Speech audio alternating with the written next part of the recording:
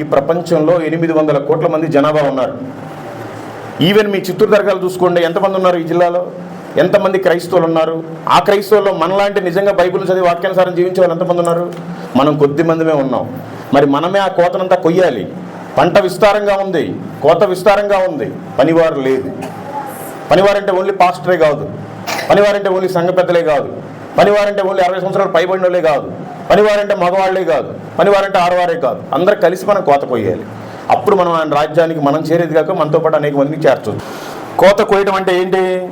Mark సువార్త 16వ అధ్యాయము 15వ వచనం. మరియు మీరు సర్వలోకమునకు వెళ్ళి సర్వ సృష్టికి సువార్తను ప్రకటించుడి. ఇక్కడ ఏమనుందంటే ఒకసారి చూడండి. మరియు మీరు సర్వలోకానికి వెళ్ళి సర్వ సృష్టికి సువార్తను ప్రకటించండి అని ఉంది.